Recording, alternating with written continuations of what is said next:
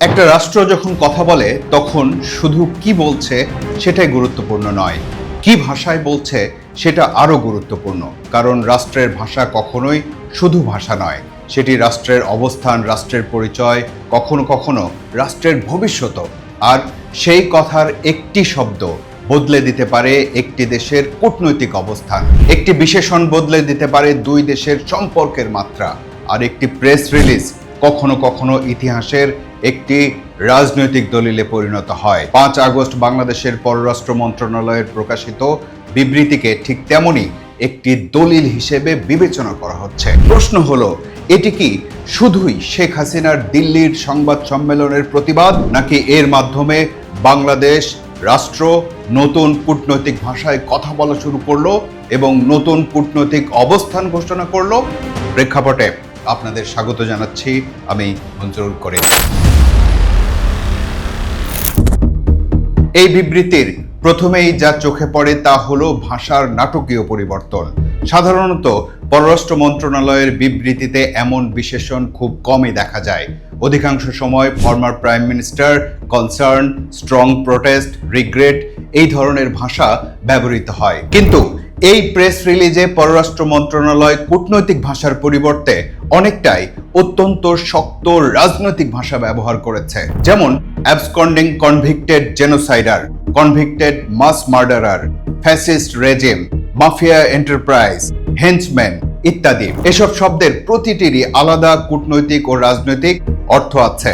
যেমন বলা হয়েছে অ্যাবসকন্ডিং কনভিক্টেড জেনোসাইডার, অর্থাৎ গণহত্যার অপরাধে দণ্ডিত এবং পলাতক ব্যক্তি।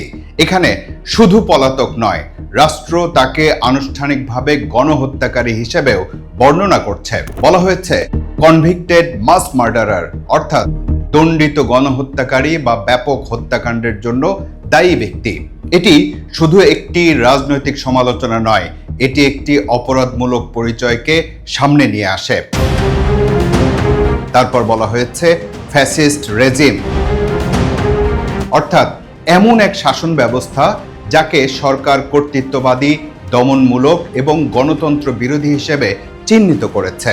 মাফিয়া এন্টারপ্রাইজ, এই শব্দগুচ্ছের মাধ্যমে শুধু একজন ব্যক্তিকে নয়, তার পুরো রাজনৈতিক নেটওয়ার্ককে একটি সংগঠিত অপরাধ চক্রের সঙ্গে তুলনা করা হয়েছে। আর হেঞ্চম্যান, অর্থাৎ সহযোগী বা অনুগত কর্মী নয়, বরং এমন অনুসারী যারা নেতার হয়ে বেআইনি বা সহিংস কাজ করে, এমন একটি নেতিবাচক অর্থ বহন করে। একটা বিষয় লক্ষ্য করুন, এই প্রেস রিলিজে former prime minister Sheikh Hasina লিখতে পারত, কিন্তু তা লেখা হয়নি।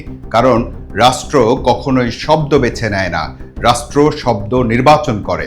আর সেই শব্দ নির্বাচনের মধ্যেই লুকিয়ে থাকে রাজনৈতিক ও কূটনৈতিক বার্তা। এগুলো কেবল অভিধানের শব্দ নয়, প্রতিটি শব্দই একটি রাষ্ট্রের আনুষ্ঠানিক অবস্থান প্রকাশ করছে।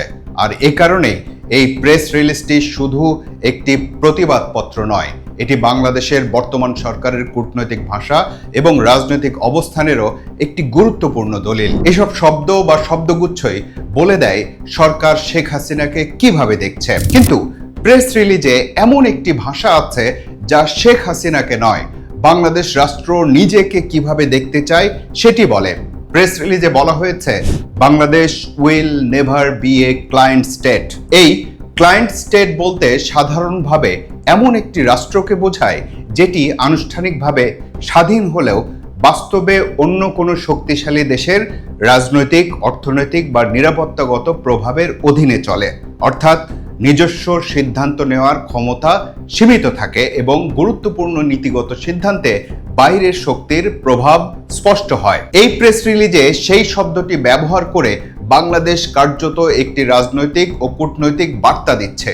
বার্তাটি হলো বাংলাদেশ তার সার্বভৌম সিদ্ধান্ত নিজেরাই নেবে, কোনো দেশের প্রভাবের অধীনে থাকা রাষ্ট্র হতে চায় না। এই বাক্যটি গুরুত্বপূর্ণ আরও একটি কারণে।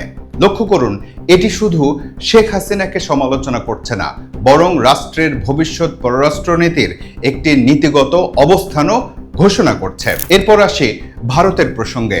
অনেকে ভাবতে পারেন পুরো বিবৃতি শেখ হাসিনাকে নিয়ে, আসলে তা নয়। সবচেয়ে গুরুত্বপূর্ণ বার্তাটি ভারতের উদ্দেশ্যে। বিশেষ করে বিবৃতিতে বলা হয়েছে Dhaka deeply regrets this public event was permitted to be held.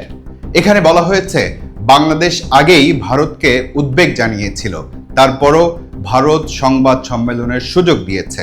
অর্থাৎ অভিযোগটি শুধু শেখ হাসিনার বিরুদ্ধে নয়, ভারত সরকারের সিদ্ধান্তের বিরুদ্ধেও। তৃতীয় গুরুত্বপূর্ণ বিষয় হলো জুলাই রেভলিউশনকে রাষ্ট্রের অফিসিয়াল বয়ানে স্থাপন। প্রেস রিলিজে July revolution, martyrs of July revolution, spirit of the July রেভলিউশনের মতো কথাগুলো বারবার এসেছে। এর অর্থ জুলাই এখন শুধু রাজনৈতিক আন্দোলন নয়, জুলাইকে রাষ্ট্রের অফিসিয়াল ন্যারেটিভের অংশ হিসেবে ব্যবহার করা হচ্ছে। এটিও গুরুত্বপূর্ণ পরিবর্তন। বিবৃতির চতুর্থ গুরুত্বপূর্ণ বিষয় হলো আন্তর্জাতিক বৈধতা। বিবৃতিতে বলা হয়েছে facts established by the United Nations, অর্থাৎ সরকার শুধু নিজের বক্তব্য দিচ্ছে না, জাতিসংঘের অনুসন্ধানকে নিজের অবস্থানের ভিত্তি হিসেবে তুলে ধরছে। এর মাধ্যমে সরকার বোঝাতে চাইছে যে তাদের অবস্থান শুধু রাজনৈতিক নয়, আন্তর্জাতিকভাবে নথিভুক্ত তথ্যেও এর ভিত্তি আছে। বিবৃতির পঞ্চম গুরুত্বপূর্ণ বিষয় হলো ভারতের সঙ্গে সম্পর্ক ছিন্ন নয়। এর শেষ অংশে বলা হয়েছে Bangladesh desires to maintain A constructive, mutually beneficial and forward looking relationship. অর্থাৎ একই বিবৃতিতে দুই ধরনের বার্তা আছে, একদিকে কঠোর প্রতিবাদ, অন্যদিকে সম্পর্ক বজায় রাখার ইচ্ছা। এটি কূটনীতিতে পরিচিত একটি pattern, condemn the action, preserve the relationship. অর্থাৎ মূল বার্তা হচ্ছে আমরা ঘটনার প্রতিবাদ করছি কিন্তু সম্পর্ক ভাঙতে চাচ্ছি না। এই বিবৃতির আরেকটি গুরুত্বপূর্ণ অংশ হলো প্রত্যর্পণের প্রসঙ্গ। বাংলাদেশ বলছে 2013 সালের প্রত্যর্পণ চুক্তির আওতায় শেখ হাসিনাকে ফেরত চেয়ে একাধিকবার অনুরোধ করা হয়েছে, কিন্তু এখনো কোনো ইতিবাচক সাড়া পাওয়া যায়নি। এই অংশে শেখ হাসিনার আইনি অবস্থানকে কূটনৈতিক আলোচনার কেন্দ্রে আনা হয়েছে। সব মিলিয়ে এই প্রেস রিলিজকে শুধু একটি প্রতিবাদ হিসেবে দেখলে পুরো ছবিটা দেখা হবে না। এখানে একসঙ্গে অন্তত 4টি বার্তা আছে। প্রথমত, শেখ হাসিনার বিরুদ্ধে বাংলাদেশের বর্তমান সরকারের আনুষ্ঠানিক অবস্থান। দ্বিতীয়ত, ভারতের প্রতি স্পষ্ট কূটনৈতিক অসন্তোষ। তৃতীয়ত, জুলাই বিপ্লবকে রাষ্ট্রের অফিসিয়াল বয়ানের অংশ হিসেবে প্রতিষ্ঠা। আর চতুর্থত, কঠোর ভাষা ব্যবহার করলেও বাংলাদেশ ভারত সম্পর্ক বজায় রাখার ইচ্ছা পুনর্ব্যক্ত করা। সুতরাং প্রশ্নটি কেবল এই নয় যে বিবৃতিতে কি লেখা হয়েছে, আরও গুরুত্বপূর্ণ প্রশ্ন হলো বাংলাদেশের পররাষ্ট্র মন্ত্রণালয় কেন এই মুহূর্তে এই ভাষায় এই বার্তাগুলো একসঙ্গে দিতে চাইল। সেই প্রশ্নের উত্তরই হয়তো আগামী দিনের বাংলাদেশ ভারত সম্পর্ক এবং বাংলাদেশের নতুন রাষ্ট্রীয় অবস্থান বোঝার একটি গুরুত্বপূর্ণ সূত্র। তবে এই কথা পরিষ্কার যে 5 আগস্ট বাংলাদেশের পররাষ্ট্র মন্ত্রণালয়ের প্রকাশিত এই বিবৃতিটি এমন একটি দলিল হয়ে থাকলো যা আসলে শুধু শেখ হাসিনার দিল্লির সংবাদ সম্মেলনের প্রতিক্রিয়া নয়, এটি বাংলাদেশের নতুন কূটনৈতিক ভাষারও একটি উদাহরণ।